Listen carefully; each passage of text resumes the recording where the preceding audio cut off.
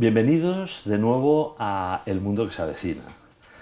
Vamos a abrir un programa, yo creo que fascinante, que va a generar mucho interés, ¿no?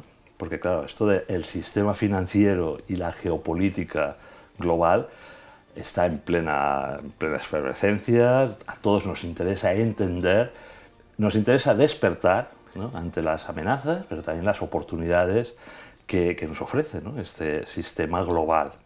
Y para ello contamos con un invitado fenomenal, ¿no?, y perfecto para este tema, ¿no?, que es Pablo Sanz Bayón. ¿Qué tal, Pablo? ¿Qué tal, Albert? Bienvenido. Muchísimas gracias por tu invitación.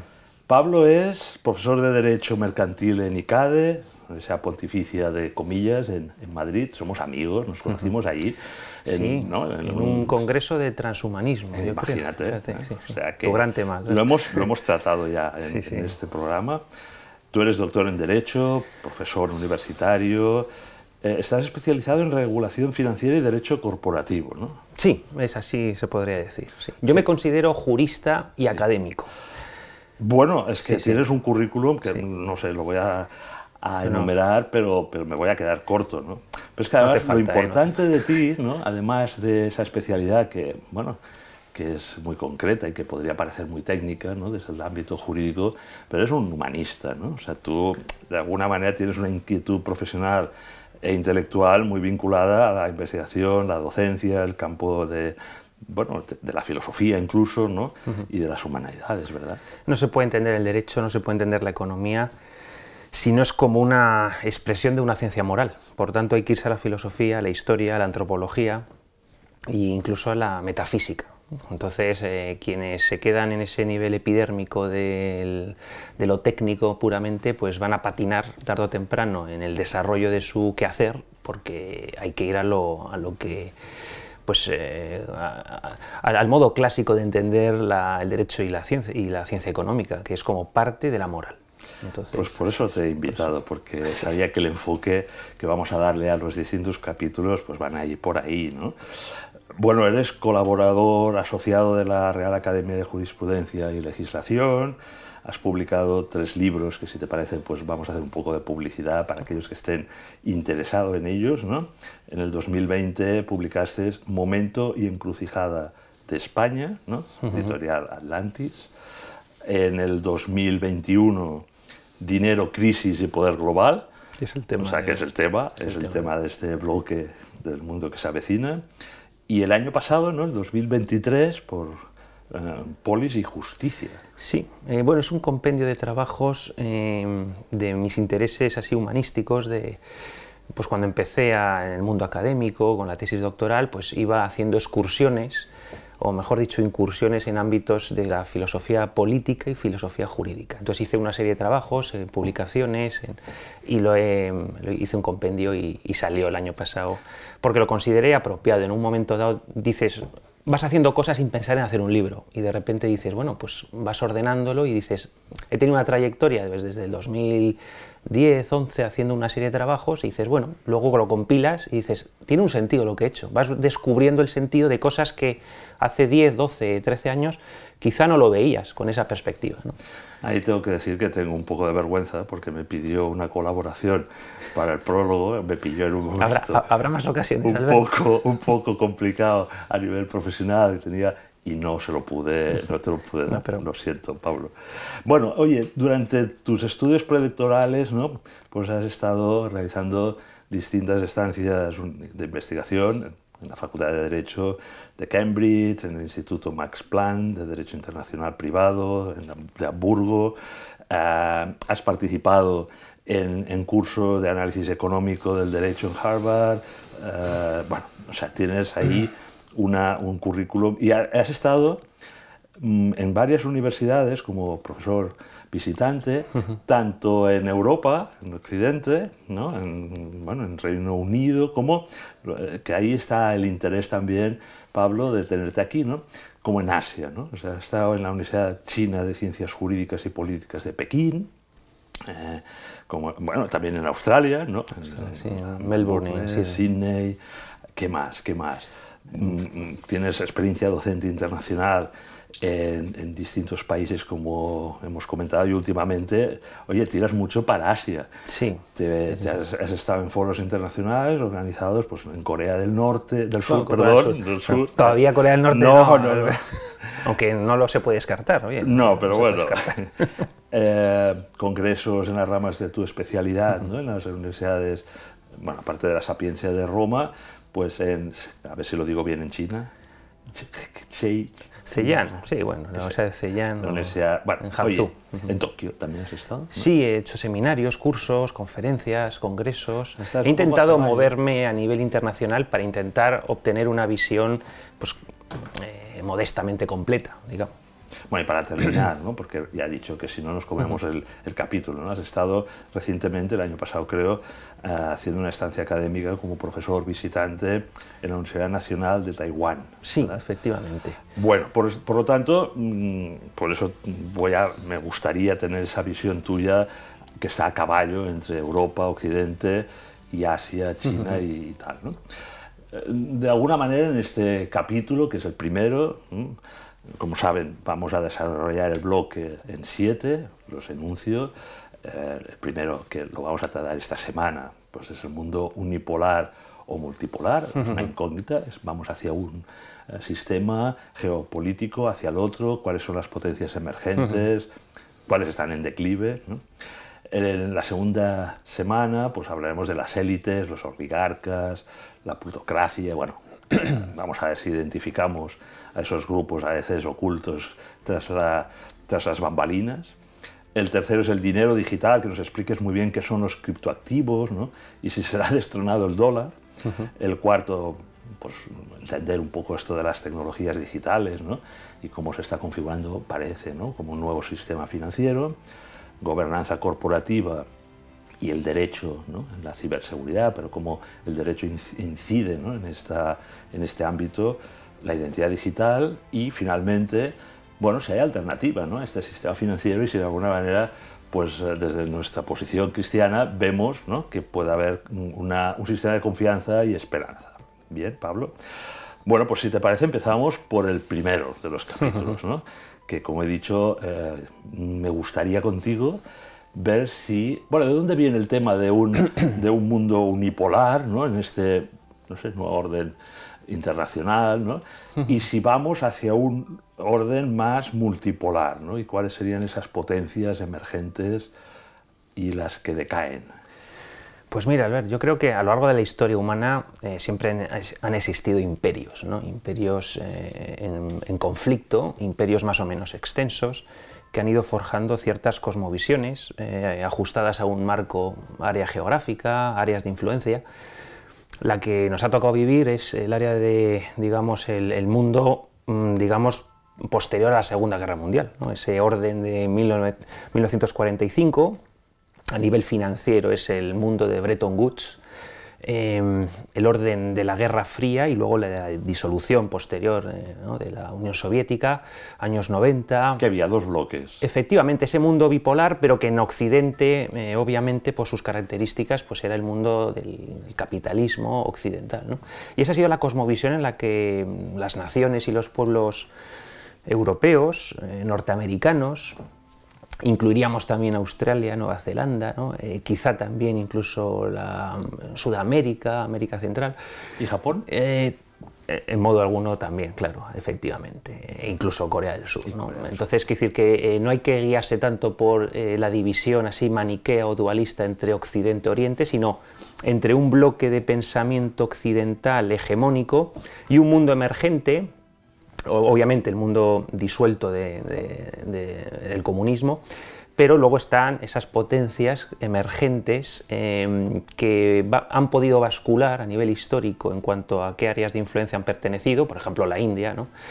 Claro, como parte de la corona británica, pero luego ahora es un puntal del mundo nuevo, de este sur global, de los BRICS, ¿no? Por lo tanto, estamos en un mundo cada vez más complejo y yo creo que entenderlo en clave unipolar anglosajona ya es una cosmovisión caduca, aunque todavía obviamente tiene una fuerza de arrastre para las próximas décadas, pero ya en clave de declive. No nos adelantemos, vamos a entender ese pretendido mundo unipolar, ¿no? Después de la Guerra Fría. Sí. Parece como que Estados Unidos, Occidente, ¿no? Pero liderado por Estados Unidos, han ganado, ¿no? La Unión Soviética, algunos dicen, ha perdido, se disuelve, ¿verdad? El bloque soviético. Parece como que el neocapitalismo, los neocoms, esas instituciones internacionales, ¿no? que de alguna manera se habían ido construyendo, esa arquitectura institucional, ¿no? Parece, ¿no? Y corrígeme, ¿no? Sí, sí. Parece como que ya, el fin de la historia, esto es una historia en donde la democracia, los derechos humanos, el sistema de alguna manera liderado por Estados Unidos ha vencido en un mundo unipolar. Antes de entrar en el tema que hablabas del declive, ¿no? ¿Eso cómo se construyó en esos años, ¿no? Es decir, qué organizaciones, el sistema financiero que pretendía con ese siglo XXI norteamericano, ¿no? Sí, bueno, hay que ir al año 45 para entender lo que ocurre en el 91, ¿no? En el año 45 los norteamericanos, los estadounidenses, reemplazan a los británicos en el orden internacional mundial, ¿no? Y ellos, la Pax Británica termina, luego obviamente con el mandato de Palestina, la descolonización británica, francesa, pero evidentemente los norteamericanos forjan una Pax Americana en el ámbito mundial. Actualmente tienen 800 bases en el mundo. Eso no quiere decir que los británicos o el antiguo imperio británico haya perdido, tiene sus ejes de influencia clarísimos, la Commonwealth, los paraísos fiscales en el fondo son antiguos territorios del imperio británico y tienen un impacto fundamental para entender las finanzas internacionales, con lo cual ese orden del año 45, que en el fondo se comienza a construir en el 44 con Bretton Woods, Banco Mundial, Fondo Monetario Internacional, es el mundo en el que todavía estamos, con sus ajustes, con sus modificaciones. Es que luego en los años 70, con el sistema petrodólar, aunque ya empezaba en los años 40, ¿no? Pero con los acuerdos de seguridad entre Arabia Saudí y Estados Unidos, a cambio de la venta del petróleo, del crudo, en dólares y digamos, esas alianzas de seguridad entre Estados Unidos y los jeques del Golfo Pérsico, ese mundo todavía estamos, en cierto modo, aunque es el mundo que está ahora mismo desdibujándose, pero todavía estamos inmiscuidos en él. Y luego ya estaría la tercera fase de economía hiperfinanciera, años 80, desregulativa, dolarcéntrica, que la Unión Soviética no fue capaz de seguir, de emular por sus características internas, su planificación centralizada. Moscú no pudo seguir el ritmo de crecimiento, de despegue, de desarrollo hiperfinanciero que tenía Washington y sobre todo Nueva York y el mundo de Wall Street, ¿no? Colapsa año 89, 90, 91 y esos espacios postsoviéticos, luego pues Occidente obviamente avanza sobre ellos y es el mundo que ahora mismo, lo estamos viendo en Ucrania, pues se está resquebrajando también por muchas partes, la OTAN, o sea, hay muchos elementos, pero bueno, se puede decir que los postulados del mundo del año 45, del orden del 45, atisbamos un cierto final, pero que no es un final inmediato. En el 2008, Albert, en el 2008 tenemos la gran crisis mundial de la que no hemos salido, esto si quieres luego lo trataremos, pero la crisis de 2008 se soluciona creando nuevos problemas. 2008, 2009, 2010, desempleo, un montón de irregularidades financieras, contables, de auditoría a nivel mundial. No salimos de esa crisis. Se queda el sistema medio congelado, derivando en crisis de deuda pública, la crisis de derivados, que es una crisis inmobiliaria, una crisis de crédito, se convierte en una crisis de endeudamiento masivo público y está fallando el concepto de dinero, que también trataremos en otros programas sucesivos, pero por tanto ahora nos encontramos con que las altas finanzas que sostienen el orden en el que vivíamos en Occidente, Europa occidental, Norteamérica, pues no da más de sí, es un planteamiento agotado. Y mientras tanto, el resto de potencias que van desgajándose de la influencia occidental, empiezan a construir legítimamente, en cierto modo, sus propios proyectos. Antes de entrar en esa nueva etapa, para terminar entender ese mundo unipolar, ¿qué think tanks, qué visión financiera, ¿no?, de ese nuevo orden unipolar liderado por el mundo anglosajón, ¿no?, por esa visión neocom, neocapitalista, que, como tú dices, ha entrado en declive, pero antes de entrar en esta segunda fase, ¿no?, ¿quién había detrás de ese mundo unipolar liderado por Estados Unidos, ¿no?, en esos años, ¿no? ¿Qué ideología, ¿no? Bueno, a nivel de grupos de poder, esto está muy estudiado, obviamente. El sistema, digamos, capitalista occidental tiene una serie de ramificaciones, una serie de centros de poder, ¿no? En el plano de las finanzas, en el plano de las decisiones políticas, en el plano del mundo mediático y del mundo de las comunicaciones y del mundo de los mercados digitales, ¿no? Entonces son, digamos, grupos de poder que de alguna manera, sin entrar en temas de conspiraciones extrañas o misteriosas, simplemente convergían en una agenda común, que era básicamente sostener su hegemonía vía control de la energía, que es fundamental para lo que es el funcionamiento de la economía moderna, el control de las fuentes de energía y de los procesos energéticos. El control, por supuesto, de la comunicación y de los mensajes y de la propaganda. Ahí teníamos pues todos esos trusts corporativos mediáticos, que son en el fondo son unos pocos propietarios, y luego tenemos las altas finanzas y la industria armamentística, que al final es la que sostiene ese monopolio de la violencia a nivel mundial, ejercido por Estados Unidos, pues para poner el orden que le interesaba. El gendarme del mundo.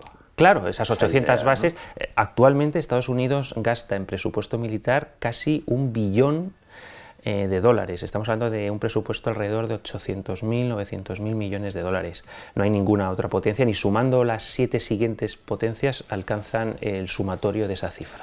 Vale, entonces explicas que parece como que el sistema colapsa después de la crisis financiera del 2008, en el sentido de que hay otras potencias, ¿no?, China, etcétera, ¿no?, que dicen, oye, nosotros queremos un papel en este mundo que ha de ser multipolar, ¿no? Si entiendo bien, Rusia, ¿no?, a través incluso de Alejandro Dugin, ¿no?, que asesora a Vladimir Putin, le dice, bueno, oye, esto se trata de que Occidente no gane la partida, vamos a jugar nosotros por libre, ¿no?, todo el tema del cuarto poder de Eurasia, ¿no?, las alianzas que ahora estamos viendo, ¿no?, entre Rusia y China, ¿no? Explícanos un poco, si te parece, este mundo que por lo que tú dices empieza a ser multipolar, ¿no? No sale del plan. Es decir, aquello que a veces pensamos que todo está planificado, ese nuevo orden mundial va a ir como quieren los actores, ¿salta por los aires o estamos a caballo? Pues hay para mí dos elementos que son los que imprimen el contexto a ese mundo multicéntrico al que estamos ya encaminándonos, que es, por un lado, el desvío de China respecto al plan que desde Occidente y desde la época de Nixon, desde los acuerdos de Nixon con China y Kissinger, por supuesto, y de hecho, pues claro, China se salió del guión que nosotros, estoy hablando de nosotros, no precisamente España ni siquiera la Unión Europea, pero los grandes poderes en Occidente, habíamos previsto para China. ¿Era la fábrica barata del mundo? Claro, China en el 2001 entra en la Organización Mundial del Comercio con unas condiciones muy favorables para que las empresas occidentales pudieran hacer grandísimos negocios, con la esperanza de que al poco tiempo el régimen comunista chino pudiera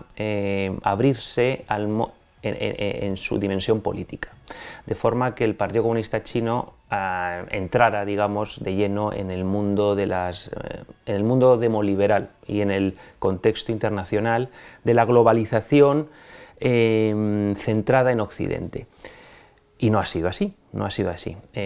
China ya en el 2008, 2009, 2010 ya se ve, y luego ya en el 2012-13 con la llegada de Xi Jinping, claramente se ven con un poderío, una fuerza única, y eso queda reflejado además en los documentos de los congresos del Partido Comunista. El último, pues en el 2022, en octubre, está clarísimo que ya tienen su propia agenda y ellos quieren, además, tienen una visión histórica, claro, diferente. Es que nosotros, a veces, por nuestro propio reduccionismo con el que interpretamos el mundo, incluso a nivel de mapamundi, nosotros pensamos que ellos, claro, es que China es un país milenario.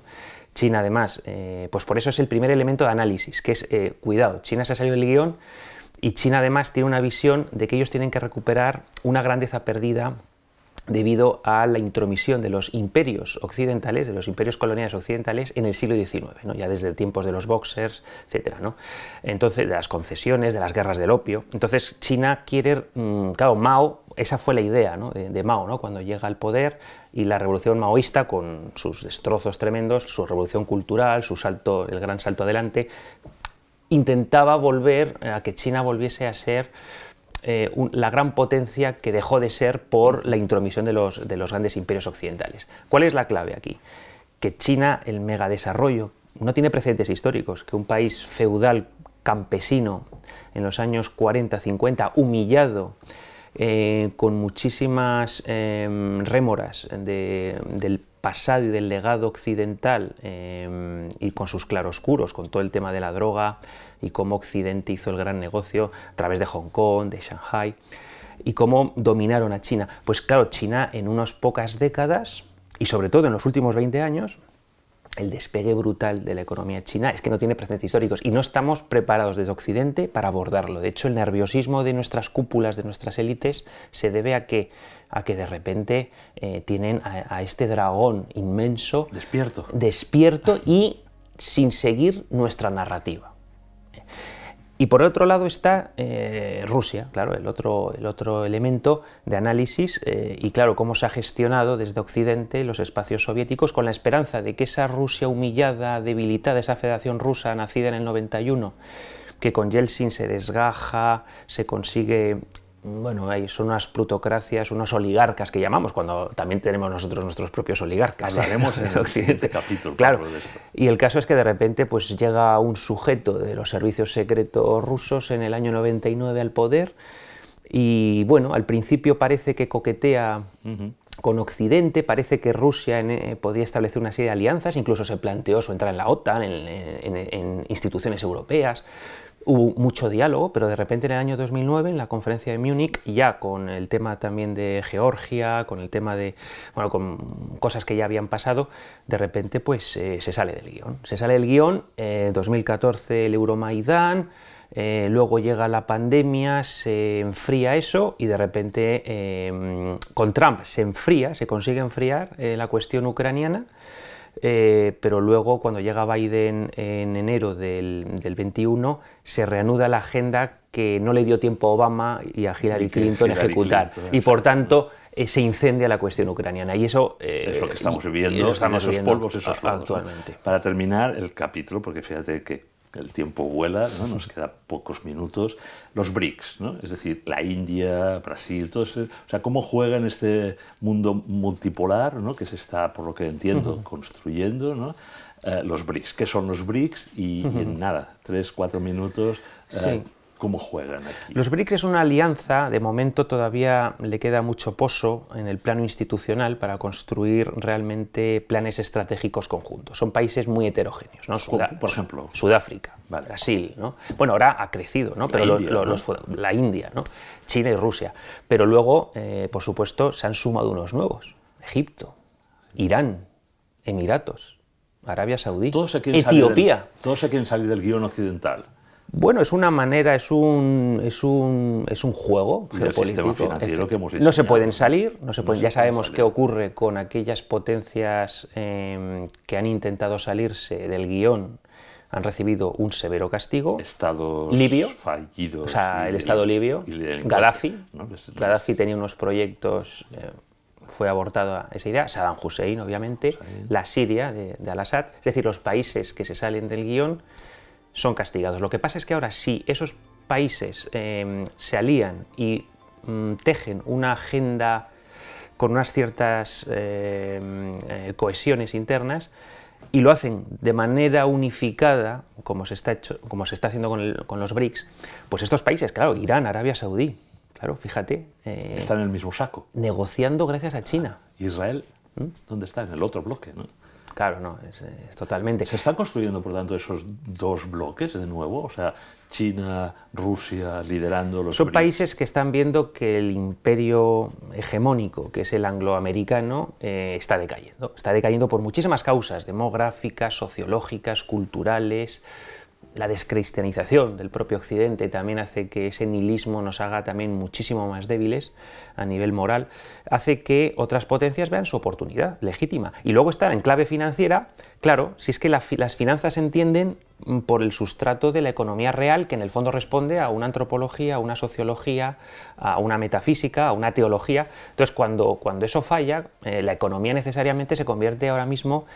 hay una desconexión entre las finanzas y la economía real. O sea, cualquiera que vea cómo va la bolsa y uno ve cómo está el mundo, dices, aquí algo pasa. La euforia bursátil no se corresponde con lo que yo veo cuando entro en un supermercado y los precios de un supermercado. Entonces, cualquier persona, es decir, no hay que entender finanzas para entender que hay una disonancia cognitiva en cuanto a cómo se está comportando el mercado financiero y cómo se comporta realmente la economía tangible, material, en Occidente. Pues claro, en otras latitudes tienen una cultura del trabajo, una ética, una forma de plantear la vida diferente. Yo ahora vengo de Vietnam, país primer exportador de arroz y segundo exportador de café del mundo. No haces más que ver camiones en Vietnam, fábricas, hay un dinamismo, ahí no hay paro. Un varón de mediana edad no puede estar en paro, porque culturalmente no puede estar en paro, tiene que estar haciendo cosas, ayudas en un taller, vas a un sitio, abres una tienda. No estás en un sofá en tu casa como concebimos nosotros, que con nuestro sistema de seguridad social y nuestros esquemas y cálculos y parámetros, pero culturalmente un hombre vietnamita no puede estar parado en su casa, en el sofá, recibiendo un subsidio. Entonces, está cambiando el mundo y es cada vez más complejo, pero vamos hacia un mundo multipolar, Albert, de eso sin ningún duda. Bueno, pues oye, creo que nos has situado perfectamente en este capítulo, no tenemos ya tiempo, pero yo creo que lo dejas muy preparado para el siguiente, ¿no? En el que vamos a ver esas élites y esa forma de entender la sociedad, la persona, etcétera, que configuran las sociedades en estos distintos centros o polaridades, ¿no?, del mundo, cómo se concreta y después cómo se refleja en el sistema financiero, en nuestras relaciones económicas. Por lo tanto, Pablo, te invito a la semana siguiente. Muy bien, así haremos. Gracias. Muchas gracias.